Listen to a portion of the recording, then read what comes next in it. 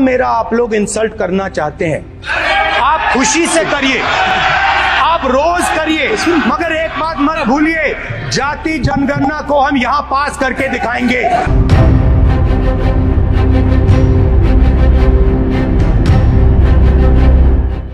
Hello ನಮಸ್ಕಾರ ಸ್ನೇಹಿತರೆ.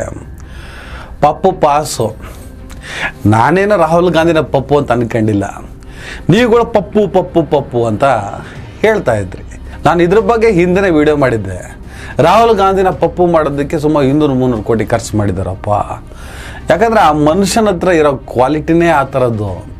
ಈತ ಮುಂದಿನ ದಿನಗಳಲ್ಲಿ ನಿಜವಾದ ಪಪ್ಪುಗಳಿಗೆ ಮಾರಕ ಆಗ್ತಾನೆ ಅನ್ನೋ ಕಾರಣಕ್ಕೆ ಈತನನ್ನೇ ಪಪ್ಪು ಮಾಡಿಬಿಟ್ರೆ ಎಲ್ಲ ಪ್ರಾಬ್ಲಮ್ ಸಾಲ್ವ್ ಆಗ್ತದಲ್ಲ. ಹಾಗಾಗಿ ಇಡೀ ಆಡಳಿತದ ಸಮೂಹ ರಾಹುಲ್ ಗಾಂಧಿನ ಪಪ್ಪು ಮಾಡುವಂಥ ಅರ್ಜೆನ್ಸಿಯಲ್ಲಿ ಬಿದ್ವು. ಅದಕ್ಕೋಸ್ಕರ ಬಹಳ ಪ್ರಯತ್ನಗಳನ್ನು ಪಡ್ತಾನೆ ಬಂದರು.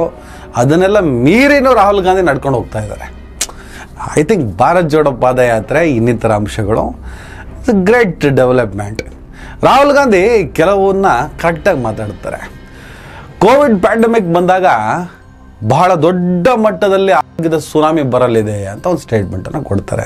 I have been warning the government that a massive tsunami is coming and they are fooling about. They are not clear about what they have to do. India should be preparing itself not just for COVID virus but for the economic devastation that is coming. Right? I am saying it again and again and again. Nobody is listening to me. I am sorry to say our people are going to go through unimaginable pain in the next 6 months. Pappu statement ಅಂತ ಹೇಳ್ಬಿಟ್ಟು comedy ಮಾಡೋರು ತುಂಬ ಜನ. COVID-19 ಏನು ಮಾಡಿ ಹಾಕ್ತು ಅದ್ರ ಬಗ್ಗೆ ವಿವರಣೆ ಇನ್ನೇನು ಬಿಡಿಸಿ ಹೇಳ್ಬೇಕಾ? ಏನು ಇದನ್ನೇ ಜಗ್ತಾ ಇರಲ್ಲ. ಆಮೇಲೆ ಈ ಮೋದಿ ನೋಟ್ ಬ್ಯಾನ್ ಮಾಡಿಬಿಟ್ಟು ಬಹಳ ದೊಡ್ಡ ಕ್ರಾಂತಿ ಮಾಡ್ತೀರಂತ ಹೋಗ್ಬಿಟ್ಟು ಚೆನ್ನಾಗಿದ್ದಂಥ ದೇಶದ ಆರ್ಥಿಕ ಸ್ಥಿತಿಯನ್ನು ಮುಗಿಸಾಕಿದ್ರಲ್ಲ.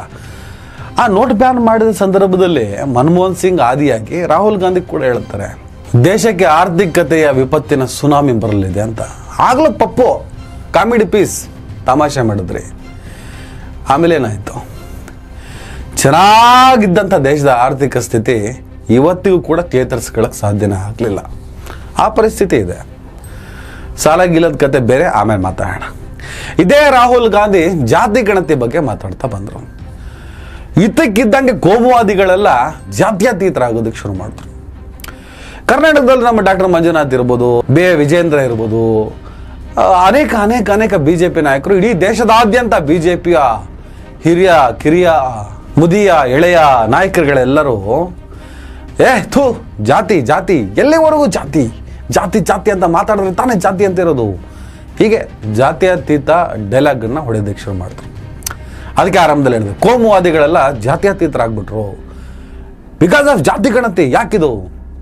ಯಾಕಂದರೆ ಫಲಾನುಭವಿ ಸಮುದಾಯಗಳು ಇವರೇ ಮೇಲ್ವರ್ಗ, ತುಳಿತಕ್ಕೊಳಗಾದ ಸಮುದಾಯವನ್ನು ಮತ್ತಷ್ಟು ತುಳಿಯುತ್ತಲೇ ತಮ್ಮ ರಾಜಕಾರಣದ ಮಹಲನ್ನು ನಿರ್ಮಿಸಿಕೊಂಡು ಬಂದಂತಹ ಶತಮಾನಗಳ ಕತೆ ಇದು. ಸ್ವತಂತ್ರ ಭಾರತದ್ದು ಅದೇ ಕತೆ. 1931 ನಂತರ ಜಾತಿ ಗಣತಿ ಹಾಗೇ ಇಲ್ಲ, ಮಾಡಲೇ ಇಲ್ಲ, ಬೇಡ. ಮೇಲ್ವರ್ಗದ ಮನಸ್ಥಿತಿ ಈ ಜಾತಿ ಗಣತಿಯಿಂದ ತುಂಬ ದೂರ ನಿಲ್ತು. ಅದು ಆಗಲೇಬೇಕು ಅಂತ ಈ ರಾಹುಲ್ ಗಾಂಧಿ ಮಾತಾಡೋದಕ್ಕೆ ಶುರು ಮಾಡಿದ್ರು. ಇದ್ದಕ್ಕಿದ್ದಂಗೆ ಎಲ್ಲರೂ ಜಾತ್ಯತೀತರಾದರು. ನಾನು ಅದಕ್ಕೆ ಒಂದು ಎಕ್ಸಾಂಪಲ್ ಕೊಟ್ಟಿದ್ದೆ. ಜಾತಿ ಗಣತಿಯನ್ನು ನಾನು ಸಿಂಪಲ್ ಆಗಿ ಹೇಳ್ತೀನಿರಪ್ಪ. ಆ ಸಮುದಾಯದವರಿಗೆ ಜ್ವರ ಬಂದಿದೆ ಅಂತೆ, ಈ ಸರ್ಕಾರ ಅವರಿಗೆ ಮಾತ್ರೆ ಕಳಿಸ್ಕೊಡ್ಬೇಕು ಅಂತ ಒಂದು ಸ್ಟೇಟ್ಮೆಂಟನ್ನು ನಾನು ಕೊಡ್ತೀನಿ. ಈಗ ಸರ್ಕಾರ ಅವರಿಗೆ ಮಾತ್ರೆನ ಪ್ಯಾರಾಸಿಟಮಲ್ ಕಳಿಸ್ಕೊಡ್ಬೇಕು. ಆ ಸಮುದಾಯದವ್ರಿಗೆ ಜ್ವರ ಬಂದಿದೆ ಅಂತ ಒಂದು ಸ್ಟೇಟ್ಮೆಂಟು. ಆ ಸ್ಟೇಟ್ಮೆಂಟ್ ಆಧಾರದಲ್ಲಿ ಇವರಿಗೆ ಮಾತ್ರೆ ಕಳಿಸ್ಬೇಕು. ಎಷ್ಟು ಕಳಿಸ್ಬೇಕು? ಆಟೋದಲ್ಲಿ ಕಳಿಸ್ಬೇಕಾ, ಲಾರಿಲಿ ಕಳಿಸ್ಬೇಕಾ, ರೈಲಲ್ಲಿ ಕಳಿಸ್ಬೇಕಾ, ಫ್ಲೈಟಲ್ಲಿ ಕಳಿಸ್ಬೇಕಾ, ಯಾವುದ್ರಲ್ಲಿ ಕಳಿಸ್ಬೇಕು? ಒಂದು ಅಂದಾಜು ಬೇಕಲ್ಲ, ಒಂದು ಲೆಕ್ಕ ಬೇಕಲ್ಲ. ಆ ಸಮುದಾಯದಲ್ಲಿ ಎಷ್ಟು ಜನ ಇದ್ದಾರೆ, ಎಷ್ಟು ಜನಕ್ಕೆ ಅಲ್ಲಿ ಜ್ವರ ಬಂದಿದೆ, ಆ ಲೆಕ್ಕ ಸಿಕ್ಕಿದ್ರೆ ತಾನೇ ಅವ್ರಿಗೆ ಔಷಧಿ ಪೂರೈಸೋದಕ್ಕೆ ಸಾಧ್ಯ. ಆ ಸಂಖ್ಯೆಗೆ ಅನುಗುಣವಾಗಿ ಔಷಧಿ ಪೂರೈಸೋದಕ್ಕೆ ಸಾಧ್ಯ. ನಿಮಗೀಗ ಅರ್ಥ ಆಗಿರ್ಬೋದು. ಜಾತಿ ಗಣತಿ ಅಂದರೆ ಜಾತಿಯ ಆಧಾರದಲ್ಲಿ ದೇಶದ ಸಮಸ್ತ ಪ್ರಜೆಗಳ ಅಂಕಿ ಅಂಶವನ್ನು ಸಂಗ್ರಹಿಸೋದು. ಇದು ಸಾಮಾಜಿಕ, ಆರ್ಥಿಕ, ರಾಜಕೀಯ ಸೇರಿ ಹಲವು ಕ್ಷೇತ್ರಗಳ ಮೇಲೆ ದೊಡ್ಡ ಪ್ರಮಾಣದಲ್ಲಿ ಪರಿಣಾಮವನ್ನು ಉಂಟು ಮಾಡುತ್ತೆ. ಮೀಸಲಾತಿ ನೀತಿ, ರಾಜಕೀಯ ಪ್ರಾತಿನಿಧ್ಯ, ಸಾಮಾಜಿಕ ನ್ಯಾಯ, ಒದಗಿಸೋದ್ರಲ್ಲಿ ಈ ಜಾತಿ ಗಣತಿ ಮಹತ್ವದ ಪಾತ್ರವನ್ನು ವಹಿಸುತ್ತೆ. ಬರೀ ಸಾಮಾಜಿಕ ಮಾತ್ರ ಅಲ್ಲ, ರಾಜಕಾರಣದಲ್ಲೂ ಅತ್ಯಗತ್ಯ. ಚುನಾವಣಾ ಸಂದರ್ಭದಲ್ಲಿ ತಂತ್ರಗಳನ್ನು ರೂಪಿಸೋದಕ್ಕೂ ಜಾತಿಗಳು ಸಹಕಾರಿ ಆಗ್ತವೆ. ಶೈಕ್ಷಣಿಕ, ಆರೋಗ್ಯ, ಸಾಮಾಜಿಕ ಅಸಮಾನತೆಗಳನ್ನು ಬಹಿರಂಗಪಡಿಸೋದಕ್ಕೆ, ಸಮಾನ ಮತ್ತು ಎಲ್ಲರನ್ನು ಒಳಗೊಳ್ಳುವ ಕಲ್ಯಾಣ ಕಾರ್ಯಕ್ರಮಗಳನ್ನು ರೂಪಿಸೋದಕ್ಕೆ ಜಾತಿ ಗಣತಿ ಅತ್ಯಗತ್ಯ. ನಿಮ್ಗೆ ಅರ್ಥ ಆಗಿರ್ಬೋದು. ನಾವೆಲ್ಲ ಜಾತಿ ಎತ್ತಿದ್ರೆ ನೋ ಡೌಟ್ ಈ ಜಾತಿ ವ್ಯವಸ್ಥೆ ಇರಬಾರ್ದು. ಆದರೆ ಜಾತಿ ವ್ಯವಸ್ಥೆ ಒಳಗಡೆ ರೂಪಿತವಾದಂಥ ಭಾರತ ದೇಶದಲ್ಲಿ ಕ್ರಾಂತಿಕಾರಿ ಮಾತುಗಳಿಂದ ಏನೋ ಪ್ರಯೋಜನ ಇಲ್ಲ. ಸದ್ಯಕ್ಕೆ ಆ ಜಾತಿಯ ಆಧಾರದಲ್ಲೇ ನಾವು ಆ ಸಮಸ್ಯೆಗಳಿಗೆ ಪರಿಹಾರವನ್ನು ಹುಡುಕುವಂಥ ಪ್ರಯತ್ನವನ್ನು ಮಾಡಬೇಕಾಗತ್ತೆ. ಬಾಬಾ ಸಾಹೇಬ್ ಅಂಬೇಡ್ಕರ್ ಅವರು ಭಾಳ ಅದ್ಭುತವಾಗಿ ಮಾತಾಡಿದರು. ಈ ದೇಶದಲ್ಲಿ ಹೆಚ್ಚಿನ ಸಂಖ್ಯೆಯಲ್ಲಿ ಯಾವ ಜಾತಿಯವರಿದ್ದಾರೋ ಅವರಿಗೆ ಆಲ್ಮೋಸ್ಟ್ ಏನೆಲ್ಲ ಸಿಗಲೇಬೇಕಾಗ್ತದೆ ಪ್ರಾತಿನಿಧ್ಯಗಳು. ಅದು ರಾಜಕೀಯ ಪ್ರಾತಿನಿಧ್ಯ ಇರ್ಬೋದು, ಶೈಕ್ಷಣಿಕ ಪ್ರಾತಿನಿಧ್ಯ ಇರ್ಬೋದು, ಸಾಮಾಜಿಕ ಪ್ರಾತಿನಿಧ್ಯ ಇರ್ಬೋದು, ಆರ್ಥಿಕ ಪ್ರಾತಿನಿಧ್ಯ ಇರ್ಬೋದು, ಅವ್ರಿಗೆ ನಾವು ಕೊಡಲೇಬೇಕಾಗ್ತದೆ ಅವರ ಸಂಖ್ಯೆಗೆ ಅನುಗುಣವಾಗಿ ಅಂತ ಆ ಮಾತನ್ನು ಹೇಳಿದ್ರು. ಅದಾಯ್ತಾ? ಅದಾಗಲೇ ಇಲ್ಲ. ಇದಕ್ಕೆ ಸಂಬಂಧಪಟ್ಟಾಗ ನಾನೊಂದು ಎಪಿಸೋಡ್ ಮಾಡಿದ್ದೆ, ಅದರ ಲಿಂಕನ್ನು ನಾನು ಡಿಸ್ಕ್ರಿಪ್ಷನಲ್ಲಿ ಕೊಟ್ಟಿರ್ತೀನಿ. ಕರ್ನಾಟಕ ರಾಜ್ಯನೇ ತಗೊಳ್ಳಿ, ಇಡೀ ದೇಶದ ಕತೆ ಬೇಡ. ಕರ್ನಾಟಕ ರಾಜ್ಯದ ರಾಜಕೀಯ ಪ್ರಾತಿನಿಧ್ಯದ ವಿಚಾರಕ್ಕೆ ಬನ್ನಿ. ತೀರಾ ಗ್ರಾಮ ಪಂಚಾಯತಿ, ತಾಲೂಕು ಪಂಚಾಯತಿ, ಜಿಲ್ಲಾ ಪಂಚಾಯತಿ ಕತೆಗಳನ್ನು ಹೇಳ್ತಾ ದಿನಗಟ್ಟಲೆ ಹೇಳಕ್ಕೆ ಹೋಗಲ್ಲ. ಕರ್ನಾಟಕ ರಾಜ್ಯದಲ್ಲಿ ಯಾರ್ಯಾರು ಮುಖ್ಯಮಂತ್ರಿಗಳಾದರೂ ಯಾವ ಜಾತಿಗೆ ಸೇರಿದವರು ಇವರು, ಅವರ ಸಂಖ್ಯೆಗೆ ಅನುಗುಣವಾಗಿ ಅವರಿಗೆ ಪ್ರಾತಿನಿಧ್ಯ ಸಿಕ್ಕಿದೆಯಾ? ಇಲ್ಲಿ ಸಣ್ಣ ಪ್ರಮಾಣದಲ್ಲಿರುವ ದೊಡ್ಡ ಜಾತಿ ಎಂಬ ಕಿರೀಟವನ್ನು ತಲೆ ಮೇಲೆ ಹಾಕ್ಕೊಂಡವರು ಪಡೆದುಕೊಂಡಂಥ ಸವಲತ್ತುಗಳೇನು, ಪ್ರಾತಿನಿಧ್ಯಗಳೇನು? ಅದೇ ದೊಡ್ಡ ಸಂಖ್ಯೆಯಲ್ಲಿರುವಂಥ ಶೋಷಿತ ಸಮುದಾಯಗಳು, ಅಲ್ಪಸಂಖ್ಯಾತರು ಪಡೆದುಕೊಂಡ ಪ್ರಯೋಜನಗಳೇನು, ಅವ್ರಿಗಾದ ಲಾಭ ಏನು, ನಷ್ಟ ಏನು, ಎಲ್ಲ ವಿವರಗಳನ್ನು ಕೊಟ್ಟಿದ್ದೇನೆ. ಒಂದು ಸಲ ನೋಡ್ಕೊ ಬನ್ನಿ. ದೊಡ್ಡ ಪ್ರಮಾಣದಲ್ಲಿ ಡಾಮಿನೇಟ್ ಕರ್ನಾಟಕದಲ್ಲಿ ಜಾತಿ ಗಣತಿ ಆ ವರದಿಯನ್ನೇನು ಬಿಡುಗಡೆ ಆಗಿಲ್ಲ, ಆದರೆ ಅಂಕಿ ಅಂಶ ಸೋರಿಕೆ ಆಗ್ತಿದ್ದ ಹಾಗೆ ದೊಡ್ಡ ಚರ್ಚೆ. ಜಾತಿ ಗಣತಿ ಬೇಕು ಅಂತ ಹೇಳಿದ್ದೆ ಕಾಂಗ್ರೆಸ್ ಪಕ್ಷ, ರಾಹುಲ್ ಗಾಂಧಿ ಜಾತಿ ಗಣತಿ ಬೇಕು ಬೇಕು ಬೇಕು ಅಂತ ಒತ್ತಡವನ್ನು ಹೇರ್ತಾರೆ, ಒತ್ತಾಯವನ್ನು ಹಾಕ್ತಾರೆ. ಆ ಅಂಕಿ ಅಂಶ ಸೋರಿಕೆ ಆಗ್ತಿದ್ದಾಗೆ ಕರ್ನಾಟಕದಲ್ಲೇ ಮೇಲ್ಜಾತಿ, ನಮ್ದು ದೊಡ್ಡ ಜಾತಿ, ನಮ್ದು ಡಾಮಿನೇಟ್ ಜಾತಿ ಅಂತ ಹೇಳ್ಬಿಟ್ಟು ತಮ್ಮ ಬೆನ್ನನ್ನು ತಾವೇ ತಟ್ಟಿಕೊಳ್ಳುವಂತಹ ಕಾಂಗ್ರೆಸ್ಸಿನ ಅನೇಕ ನಾಯಕರುಗಳೇ ಜಾತಿ ಗಣತಿ ಬಿಡುಗಡೆ ಮಾಡಬಾರ್ದು, ಅದು ಸರಿ ಇಲ್ಲ. ಸರಿ ಹೆಂಗಾಗ್ತದೆ ಹಾಗಾದರೆ? ಈ ಅಲ್ಪಸಂಖ್ಯಾತರು, ಆ ಮುಸಲ್ಮಾನರು, ಇವರು ದೊಡ್ಡ ಜಾತಿ, ದೊಡ್ಡ ಸಂಖ್ಯೆ ಅವ್ರದ್ದೇ ಅಂತ ಬಂತಪ್ಪ ರಿಪೋರ್ಟ್. ಹಾಗೆ SC ST ಇವ್ರಿಗೇನಂದ್ರೆ, ಈಗ ಒಕ್ಕಲಿಗರು, ಲಿಂಗಾಯತರು, ಈ ಲೀಡರ್ಗಳೆಲ್ಲ BJP ಕಾಂಗ್ರೆಸ್ ಎರಡು ಕಡೆ ಸೇರಿ JDS ಅವರು ಸೇರಿಸಿ ಯಾವುದೇ ಕಾರಣಕ್ಕೆ ಇದು ರಿಲೀಸ್ ಆಗಬಾರ್ದು, ನಾವು ಬುದ್ಧಿ ಕಲಿಸ್ಬಿಡ್ತೀವಿ, ಸಿದ್ದರಾಮಯ್ಯ ಕಾಂಗ್ರೆಸ್ಸು ಮುಗಿಸಾಕ್ಬಿಡ್ತೀವಿ, ಮುಗಿದ ಕತೆ. ಏನು ಒಕ್ಕಲಿಗರು ಲಿಂಗಾಯತನ ಎದುರಾಕೊಂಡು ಬದುಕ್ತೀರಾ? ಏನು ಲಿಂಗಾಯತನ ಎದುರಾಕೊಂಡು ನೀವು ಇರ್ತೀರಾ ಅಂತ ಶಾಮನೂರು ಶಿವಶಂಕರಪ್ಪ. ಸ್ವತಂತ್ರ ಭಾರತದಲ್ಲಿ ಕರ್ನಾಟಕದಲ್ಲಿ ಅತಿ ಹೆಚ್ಚು ಮುಖ್ಯಮಂತ್ರಿಗಳಾದವರು ಇದೇ ಒಕ್ಕಲಿಗರು ಮತ್ತೆ ಲಿಂಗಾಯತ. ಇವ್ರ ಜಾಗದಲ್ಲಿ ಅಲ್ಪಸಂಖ್ಯಾತ ಮುಸಲ್ಮಾನರು ಮತ್ತೆ SC ST ಸಂಬಂಧಪಟ್ಟು ಇರಬೇಕಾಗಿ, ಶೈಕ್ಷಣಿಕವಾಗಿ, ಸಾಮಾಜಿಕವಾಗಿ ಆ ಸ್ಥಾನಗಳಲ್ಲಿ ಯಾರಿರ್ಬೇಕಿತ್ತು ಅವ್ರು ಇರಲಿಲ್ಲ, ಯಾರು ಇರಬಾರ್ದಿತ್ತು ಅವರಿದ್ರು.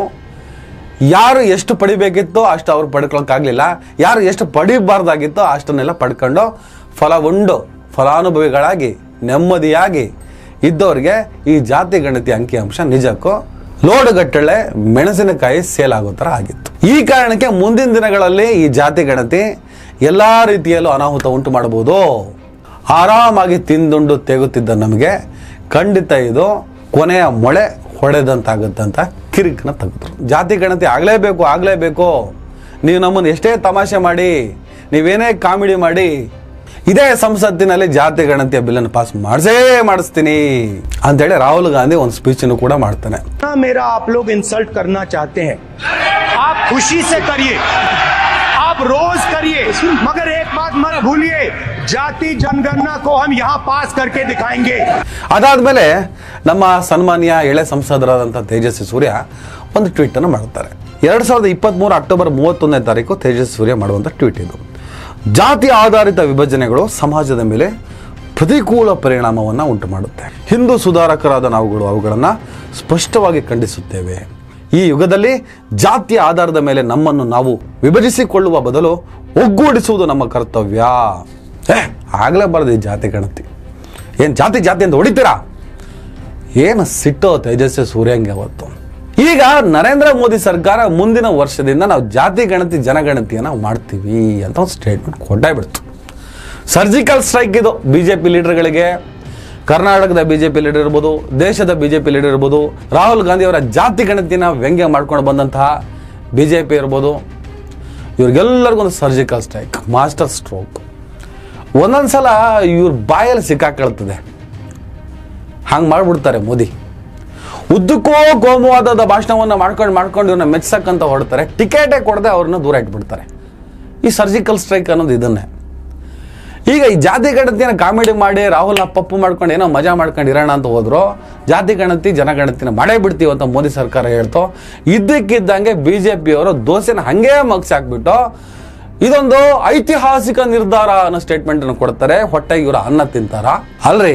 ರಾಹುಲ್ ಗಾಂಧಿ ಹೇಳ್ತಾ ಇದ್ದಾಗ, ಜಾತಿ ಗಣತಿ ಬಗ್ಗೆ ಮಾತಾಡ್ತಿದ್ದಾಗ ಅದರ ಅವಶ್ಯಕತೆ ಸಾಮಾಜಿಕ, ಶೈಕ್ಷಣಿಕ, ಆರ್ಥಿಕತೆಯ ವಿಚಾರದಲ್ಲಿ ತುಂಬಾ ಆಳವಾಗಿ ಅಧ್ಯಯನ ಮಾಡಿ ಒಂದು ಸ್ಟೇಟ್ಮೆಂಟ್ ಅನ್ನು ಕೊಟ್ಟಾಗ ಪಪ್ಪು ಪಪ್ಪು ಅಂತ ಕಾಮಿಡಿ ಮಾಡ್ತಿದ್ದರೋ, ಅದೇ ಕೆಲಸವನ್ನು ನಾವು ಮಾಡ್ತೀವಿ ಅಂತ ಮೋದಿ ಹೇಳ್ತಾ ಇದ್ದ ಹಾಗೆ ಐತಿಹಾಸಿಕ ನಿರ್ಧಾರ ಅಂತ ಹೇಳ್ತಾರಂದ್ರೆ ಇವರು ಹೊಟ್ಟೆಗೆ ಅನ್ನ ತಿಂತಾರ ಅಥವಾ? ತೇಜಸ್ವಿ ಸೂರ್ಯದ ಲೇಟೆಸ್ಟ್ ಟ್ವೀಟ್ ನೋಡಿ. ಜನಗಣತಿ ಕಾರ್ಯದಲ್ಲಿ ಜಾತಿ ಎಣಿಕೆಯನ್ನ ಸೇರಿಸುವ ಶ್ರೀ ನರೇಂದ್ರ ಮೋದಿ ನೇತೃತ್ವದ NDA ಸರ್ಕಾರದ ಐತಿಹಾಸಿಕ ನಿರ್ಧಾರವನ್ನು ಸ್ವಾಗತಿಸುತ್ತೇವೆ. ಅವ್ರು ತಿನ್ನೋ ಅನ್ನವನ್ನ ಈಗ ತುಂಬಾ ಅನುಮಾನದಿಂದ ನೋಡ್ಬೇಕಾಗತ್ತೆ. ಬರ್ತತಾನೆ ಡೌಟು. ಈಗ ಪುಂಖಾನುಪುಂಖವಾಗಿ ನಾವು ವಿಜಯೇಂದ್ರ ಸೇರಿದಂಗೆ ಎಲ್ಲರೂ ಕೂಡ ಐತಿಹಾಸಿಕ ನಿರ್ಧಾರ. ನಿನ್ನೆ ರಾಹುಲ್ ಗಾಂಧಿ ಹೇಳಿದಾಗ, ಅದರ ಅವಶ್ಯಕತೆಯ ಬಗ್ಗೆ ಮಾತಾಡಿದಾಗ ವ್ಯಂಗ್ಯ ಮಾಡುತ್ತಿದ್ದವರು, ಜಾತ್ಯತೀತವಾದವನ್ನು ಮಾತಾಡ್ತಿದ್ದವರು ಇದ್ದಕ್ಕಿದ್ದಾಗೆ ಐತಿಹಾಸಿಕ ನಿರ್ಧಾರ ಅಂತಿದ್ದಾರೆ. ಹೇಸಿಗೆ ಗೆಟ್ಟವರು ಅಂದ್ರೆ ಯಾರು? ಇವರೇ. ನಾವು ತುಂಬ ಸಲ ಹೇಳ್ತಾ ಇರ್ತೀವಿ, ಅವ್ನು ಹೇಸಿಗೆ ಗೆಟ್ಟವನು ಅಂತ. ಹೇಸಿಗೆ ಗೆಟ್ಟವನು ಅಂತ ಹೇಳ್ತಾ ಇರ್ತಾರಲ್ಲ, ಯಾರು? ಇವೇ ಈ ಜನಗಳೇ, ಇವರೇ ಹೇಸಿಗೆ ಗೆಟ್ಟವರು. ರಾಷ್ಟ್ರವ್ಯಾಪಿ ಜಾತಿ ಗಣತಿ ನಡಿಬೇಕು ಅಂತ ವಿರೋಧ ಪಕ್ಷದ ನಾಯಕರಾದಂಥ ರಾಹುಲ್ ಗಾಂಧಿ ಸುಮಾರು 3 ವರ್ಷಗಳಿಂದ ಒತ್ತಾಯ ಮಾಡ್ತಾನೆ ಇದ್ರು. ಜಾತಿ ಗಣತಿಯಿಂದ ಸಮಾಜದ ವಿವಿಧ ಜಾತಿಗಳ ಆರ್ಥಿಕ, ಸಾಮಾಜಿಕ ಮತ್ತು ಶೈಕ್ಷಣಿಕ ಸ್ಥಿತಿಗತಿಯ ಬಗ್ಗೆ ಸ್ಪಷ್ಟ ಚಿತ್ರಣ ದೊರೆಯುತ್ತೆ.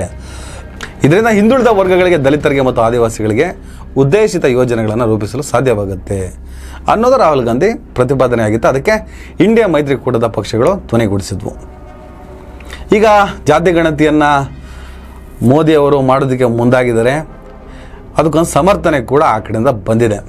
ಜಾತಿ ಗಣತಿಯನ್ನು ಕಾಂಗ್ರೆಸ್ ರಾಜಕೀಯ ಅಸ್ತ್ರವಾಗಿ ಬಳಸಿಕೊಳ್ಳುತ್ತಿದೆ. ಅವೈಜ್ಞಾನಿಕ ರೀತಿಯ ಸರ್ವೆ ನಡೆಸಿ ಸಮಾಜದಲ್ಲಿ ಅನುಮಾನಗಳನ್ನು ಹುಟ್ಟಿಸುತ್ತಿದೆ. ನಮ್ಮ ಸಾಮಾಜಿಕ ವ್ಯವಸ್ಥೆ ರಾಜಕೀಯದಿಂದ ಹಾಳಾಗಬಾರದು. ಆ ಕಾರಣಕ್ಕೆ ಕೇಂದ್ರ ಸರ್ಕಾರವೇ ಅಧಿಕೃತವಾಗಿ ಜನಗಣತಿ ಜೊತೆ ಜಾತಿ ಗಣತಿಯನ್ನು ನಡೆಸಲು ನಿರ್ಧರಿಸಿದೆ. ಇದು ಸದ್ಯ ಜಾತಿ ಗಣತಿಯನ್ನು ಮಾಡೋದಕ್ಕೆ ಹೊರಟಿರುವಂತಹ ಜನಗಣತಿಯ ಜೊತೆಗೆ ಜಾತಿ ಗಣತಿಯನ್ನು ಮಾಡೋದಕ್ಕೆ ಹೊರಟಿರುವಂತಹ ಕೇಂದ್ರ ಸರ್ಕಾರ ಶೇಮ್ ಆಗಬಾರ್ದಲ್ಲ. ಹೆಂಗೆ ಟೀಕಿಸ್ತಾ ಇದ್ರೆ, ಈಗ ನಮ್ಮ ದಾರಿಗೆ ಬಂದ್ರಾ, ನಮ್ಮ ರೂಟಿಗೆ ಬಂದ್ರಾ, ಅದರ ಆಳ ಆಗಲ್ಲ, ಈಗ ಅರ್ಥ ಆಯ್ತಾ? ಪಪ್ಪು ಅಂತಿದ್ರೆ ಕಾಮಿಡಿ ಮಾಡ್ತಾಯಿದ್ರಿ, ಪಪ್ಪು ಅಂದಾಗೆಲ್ಲ ಸಿಕ್ಬಿದ್ರಲ್ರಿ, ಈಗ ತಗಲಾಕಂಡ್ರಿ ಅಂತಿವ್ರು ನಾಳೆ ಪ್ರಶ್ನೆ ಮಾಡೋದಕ್ಕೆ ಕುಡ್ಕೋದಕ್ಕೆ ಶುರು ಮಾಡ್ತಾರಲ್ಲ, ಅದಕ್ಕೆ ಹೇಳೋದು.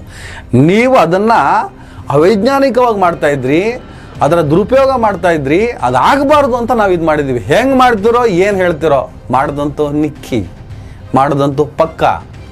ಖಂಡಿಸುತ್ತಿದ್ದ, ಧಿಕ್ಕರಿಸುತ್ತಿದ್ದ, ಬಾಯಿ ಬಡ್ಕೊಳ್ಳುತ್ತಿದ್ದಂಥವರು ಎಲ್ಲರೂ ಪೇಚಿಗೆ ಸಿಲುಕುವಂಥ ಪರಿಸ್ಥಿತಿ ಸದ್ಯ. That is called surgical strike. ಬೇರೆಲ್ಲ ಗೊತ್ತಿಲ್ಲ ನಮಗೆ, ಪ್ರಶ್ನೆಗಳಿದ್ದಾವೆ. ಸದ್ಯಕ್ಕೆ ಇಷ್ಟೇ. ಇದರ ಬಗ್ಗೆ ಇನ್ನಷ್ಟು ಡೆವಲಪ್ಮೆಂಟ್ಗಳು ಏನಾದರೂ ಇದ್ದರೆ ಖಂಡಿತವಾಗ್ಲೂ ನಿಮಗೆ ಮಾಹಿತಿಯನ್ನು ಕೊಡುತ್ತೇನೆ. ಈ ವಿಡಿಯೋವನ್ನು ನೋಡ್ತಿರೋರು ದಯವಿಟ್ಟು ಈ ಚಾನಲ್ನ ಸಬ್ಸ್ಕ್ರೈಬ್ ಮಾಡಿ. ವಿಡಿಯೋ ಇಷ್ಟ ಆದರೆ ಶೇರ್ ಮಾಡಿ. ಅಲ್ಲ ಜಾಯಿನ್ ಅಂತ ಒಂದು ಬಟನ್ ಇರುತ್ತೆ, ಅದನ್ನು ಪ್ರೆಸ್ ಮಾಡಿ. ಅಲ್ಲಿ ಏನಾದರೂ ಸಣ್ಣ ಪುಟ್ಟದ್ದು ಹಣವನ್ನು ಕೊಡ್ಬೋದು ಈ ಚಾನಲ್ಗೆ. ಮೆಂಬರ್ಶಿಪ್ ಅದು ಮಾಡ್ಕೊಳ್ಳೋದಿದ್ರೆ ಮಾಡ್ಕೊಳ್ಳಿ, ನಿಮ್ಮಿಷ್ಟ. ಯಾಕಂದ್ರೆ ನಿಮ್ಮ ಬೆಂಬಲದಿಂದನೇ ನಾವು ಇಷ್ಟು ಮಾತಾಡ್ತಿದ್ದೀವಿ, ಮುನ್ನಡೀತಿದ್ದೀವಿ. ಅದಕ್ಕೆ ಹೇಳ್ತಾರೆ, ನಮ್ಮ ಯುಕ್ತಿಗೆ ನಿಮ್ಮ ಶಕ್ತಿ ಶ್ರೀರಕ್ಷೆ ಅಂತ. ನಮಸ್ಕಾರ.